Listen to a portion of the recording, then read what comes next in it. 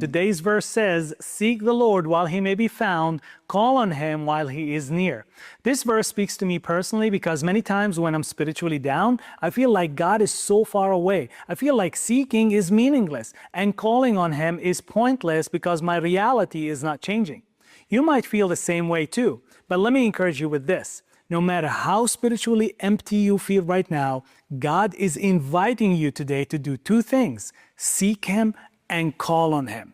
Think of the Canaanite woman who came to Jesus because her daughter was suffering. She was an outsider with no status, no religious credentials, and no guarantee Jesus would even listen. She cried out for mercy, but at first, Jesus was silent. Then the disciples tried to push her away. Even when Jesus finally spoke, it sounded like a refusal, but she did not stop. She kept on seeking. She kept on moving closer. She kept on calling by lifting her voice again with humble but strong faith. And that's where the breakthrough happened.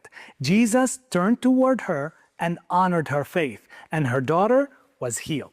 So here's the hope of Isaiah 55:6 today. God is near, even when he feels so far. So seek him again.